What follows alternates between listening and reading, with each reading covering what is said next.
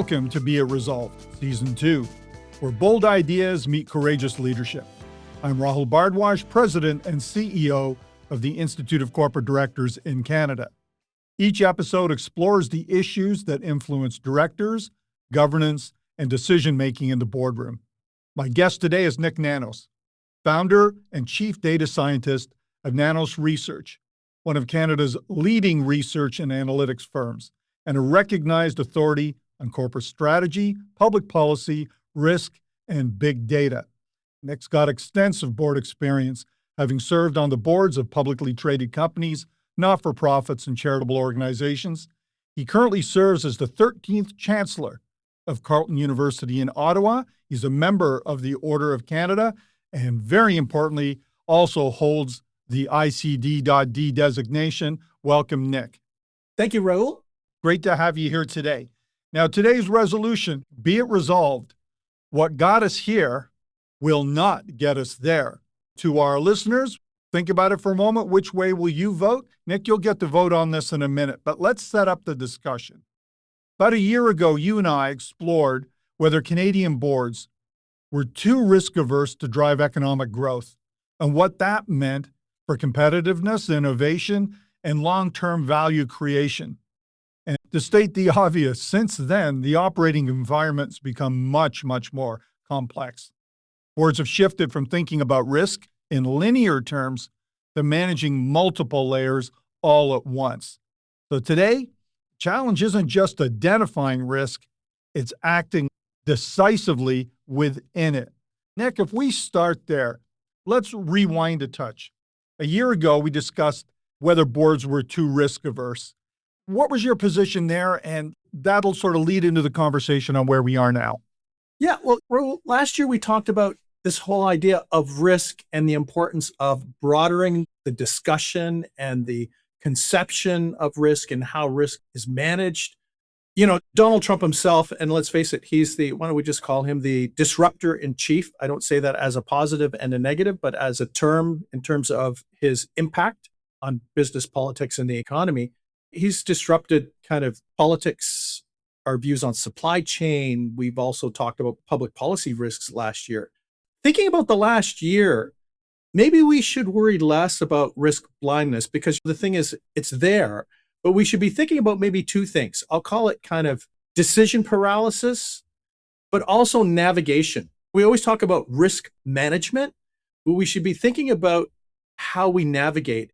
What I worry about, I've sit on a number of boards, and for anyone that sits on the boards, you get these massive packages. There's lots of data coming at you, and I worry about decision paralysis because it seems too complex. There's just too much data, and that for many times board members are overwhelmed. Maybe when we're thinking about this year, the problem isn't really about how you're dealing with risk, but the whole idea of avoiding decision. This goes back to what I was talking about. It's kind of like you're shooting the rapids. You know, the board is shooting the rapids of risk, and you have to figure out, when do you put your oar in the water? What do you need in order to make those decisions? And to think about how you're going to navigate risk from a long-term perspective as opposed to firefighting today. And I think that's where things are going right now. And I think boards really have to rethink, when those risks are put on the table, how they navigate those risks and what kind of data they need in order to effectively do that. I'm going to come back to that overload point. Really important. It was a big theme at our ICD conference in Halifax about a month ago. When we talked about this a year ago, there was a sense that risk is real. Are boards up to the challenge? And I think there was a sense that maybe boards are a little too risk averse. Let's not cast the net too wide here, but fair to say a year later, we're doing pretty good. About a year ago, there was a big uh-oh. I think the government, they've done a certain amount of work in stability. We've seen the corporate sector and boards do relatively well given where it could have gone. Now the question is, and I think you've really sort of nailed it here, is that muscle enough to get us through what's going to be a clear shift, or you call disruption, in the future? And starting with overload, I think, is a really interesting point, because this is where the rubber hits the road for boards and directors. You're right. When you've got a 1,000-page risk register for a financial services organization, how are you going to start to process these? AI is a different tool. We'll talk about that another day. But the reality is you still have to come to terms with this. So we're seeing overload at a time when boards really need to be agile. And the notion of decision paralysis, are you seeing this, or are you seeing the seeds of that being laid in front of you and it causes you concern? I am starting to see it, but here's the good news. When we look at public opinion, the thing is, I'd always kind of say CEOs and people, or there are a lot of people on boards, there are a lot of things that are similar. When there's a significant change, there's initial reaction of how bad or how good might this change be? It's almost kind of like an initial reaction, and it's significant. But what we always find is that after the initial, why don't we just call it shock, then things start to settle down, and that what we see is a better trajectory. And maybe the best way to think about it is when I see boards start to break down, here's what we control in terms of managing and navigating risk, and here's what we do not control and managing and navigating risk. And what I always worry about is boards being distracted by things they cannot control, right? From my perspective, at least, the most effective boards in the last while that have been able to manage all the different things that have been going on have been the boards that have said, okay, this is the change that's happening. We don't need to have a debate on what is happening. We know what is happening. The question is what is within our control, and how do we navigate? How, as a board, do we navigate the risks for the things that we control? And then how do we get the leadership team from the organization to focus on those things that we can control, and how can everybody work together? And I think once I see boards get on that path, then the views on how to manage risk and the discussion around it actually become much more focused. They become much more practical, and they have a real impact because everyone gets aligned in terms of what the focus should be and how that navigation should take place. Nick, we're really aligned on this point. I was making the point around agility being critical to resilience. When most people hear agility, they think, quick pivots and moves.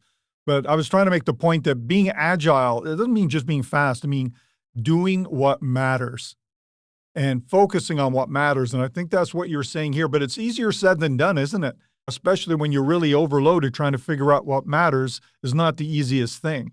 Well, yeah, especially if you read the newspaper or watch the news. Let's face it, your natural inclination might be to yell at the newspaper when you read it in the morning and think about, here's another thing that we have to deal with. Let's think about what the responsibility of board members are. The responsibilities of board members are to take a step back, to focus on the big picture, and to help guide. They're not making decisions, but they're guiding the organization. And they've got to be at the very top of the list of keeping their powder dry when there are things in the media or things that happen that your natural inclination would be to kind of perhaps react quickly. Maybe the key takeaway here is to just be stoic almost in the way that you deal with these things. Not completely deadpan, but the whole idea of I'd always say people complain about bad weather. It's like, why do you complain about bad weather? It's like complaining against Mother Nature. You cannot control that.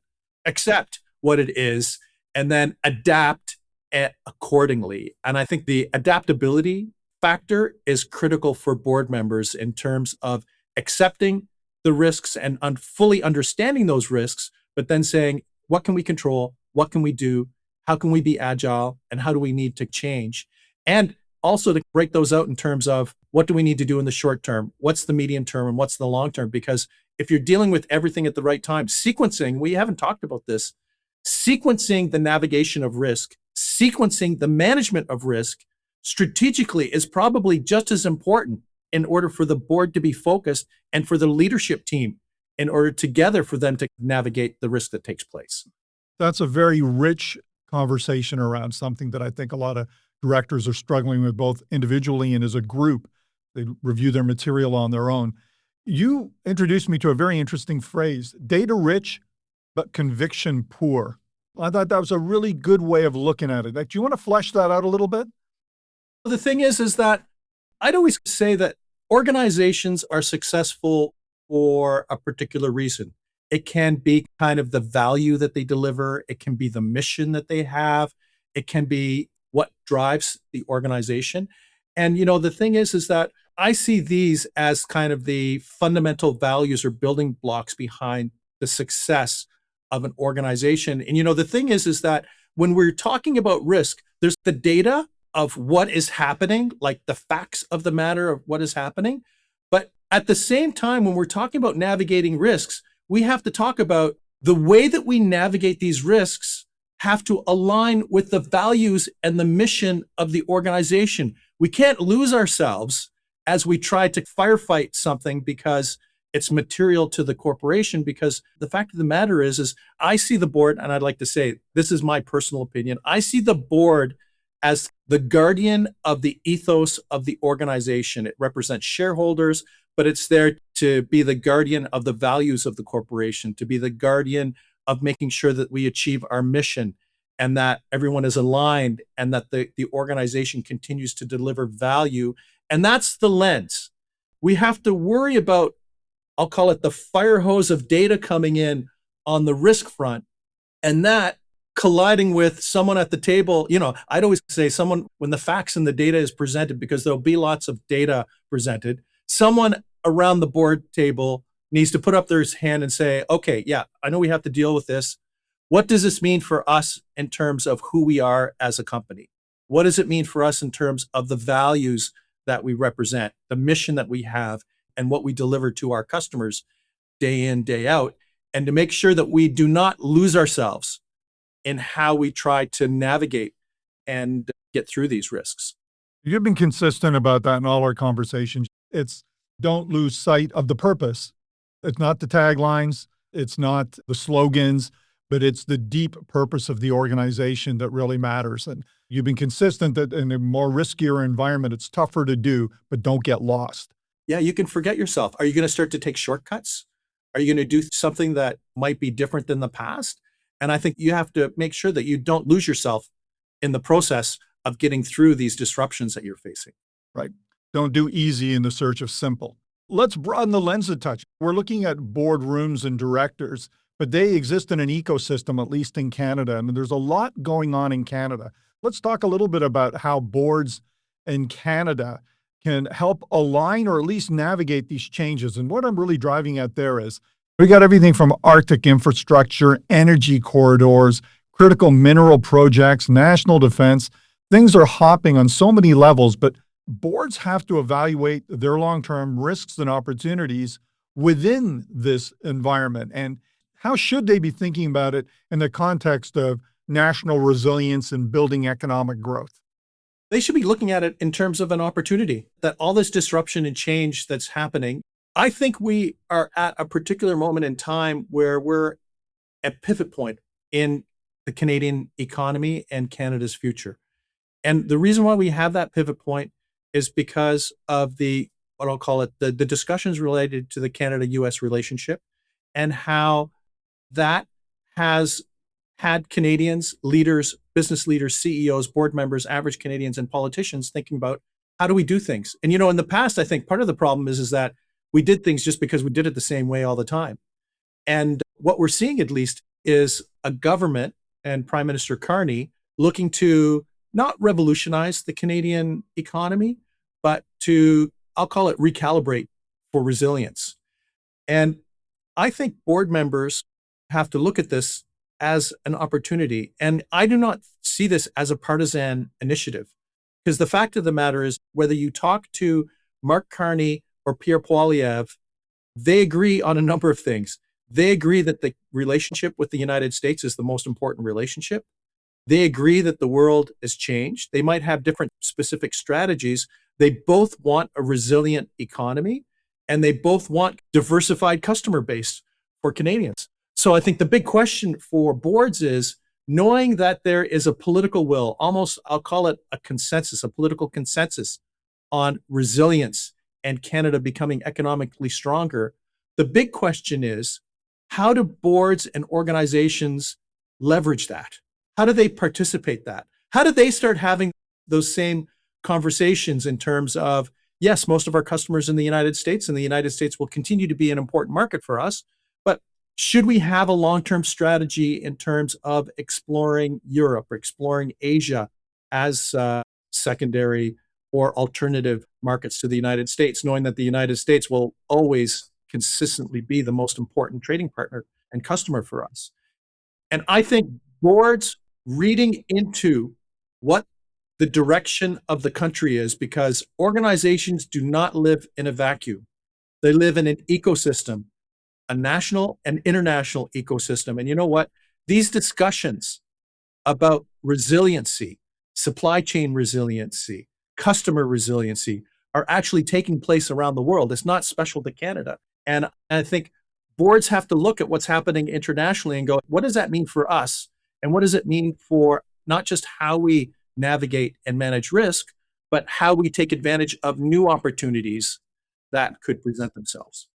Let's dig a little deeper on that one, Nick. You're serving on a number of boards, and opportunity seems to be a thread that you're pulling a lot through this. Where I really want to go here is you can forgive directors if they've gone through a decade or at least 5 years of uncertainty. Now they've got rupture. You can forgive them if they get a little gun shy here. They've been seeing a lot of risk everywhere, and you couldn't blame them if they're getting a little defensive. But your focus is on opportunity. So when you've got this momentum that says risk is just growing and we've got to be more defensive, but opportunity is the way forward and standing still is not an opportunity. If you bring that into the boardroom, what type of conversations do you see happening right now? Which ones are you involved with, or what are you seeing with your clients even in those conversations around opportunity? You know, I find the most positive dynamic that I've seen on boards and boards that I've served on is where each and every board member feels like they are a leader. They are not passive individuals sitting in the chair, reading board notes, putting their hands up or their hands down, but that they are a leader. And, you know, the thing is that if you think of board members as leaders, and this doesn't mean that you're in the front line, and this doesn't mean that you're making decisions, but that you have a leadership responsibility for the organization, then not only do you care about the organization, but you start asking questions. And I'd always say asking questions is more powerful than answering and directing people, because when you start asking questions like, could we do this? What do you think about that? You open up a discussion, not just with your fellow board members, but also with the leadership team. And, you know, I'd always say that for the organizations that I've been part of, when I look at the leadership, the executive team that's running the organization, they're amazing. They're brilliant. They do a great job at managing the day-to-day. But the thing is that many times, because they're so focused on delivering now, delivering in this quarter, delivering this year, that they almost need colleagues to kind of say, hey, what about this? Have you ever thought of this particular opportunity? And should we start to nurture? Should we think about how we can nurture those opportunities? And to get those executives that are leading the organization and kind of on the front line to periodically think in a longer term horizon and to promote those types of discussions. That's great. You're talking a lot about board effectiveness, which is obviously, at ICD, this is our bread and butter. This is what we're focused on. So what I want to touch on, I really like the notion of directors as leaders, because clearly it's a space that where we're very active in as well. But how about the counsel to those boards who might not have built that muscle quite right now? What would you suggest to them and how they might do that? And I'll tell you why I'm framing it that way. There's also a narrative out there that some boards are saying, listen, in all this disruption and uncertainty, can we just get back to basics, right? Right. Everything else is just noise. Just stick with the bases. So let me reframe that again. How do we build this muscle of leadership? And is that a little bit of a pushback on back to basics, or is that perhaps even core to back to basics? You know what, Rahul? I think if you think that you should be going back to basics, you've already lost. Like, you're done. Because I think the new normal, let's face it, we've had in the post-World War II era, we've had an unprecedented level of general stability and lack of change. And you know what? It wasn't going to last forever. But the world has changed. We have to start off by saying we have to acknowledge that the world has changed. Whether you think that it's a rupture, whatever you think, I think we can all agree that the world has changed and it is going to continue to change, and it's going to be much more complex in order to navigate in that. So I think going back to the way we did in the past, I see that as a complete denial of reality. I think To build up that muscle, you have to start with culture, board culture. And I don't think, the way I look at it, you don't need to kind of say, you know what, our board is with the past. You only need a couple people to start the conversation, because the fact of the matter is that if you're serving on a board, odds are that you are already an accomplished individual. You already have experience that you can bring to the table. You already are knowledgeable about the enterprise. That's all you need, is to start a new conversation with that. My view is that the board chair always plays a key role in the culture and discussion of the board. In my view, that's one of the special responsibilities that the board chair has in terms of creating that culture.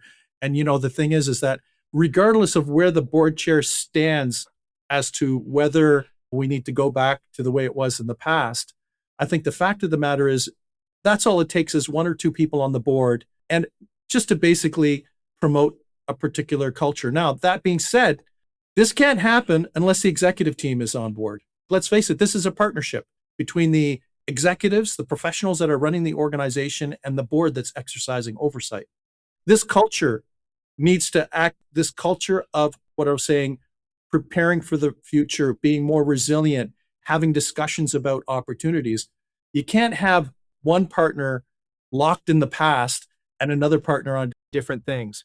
Maybe one of the first things that needs to happen is to make sure that the board members and the management team are synchronized in terms of culture.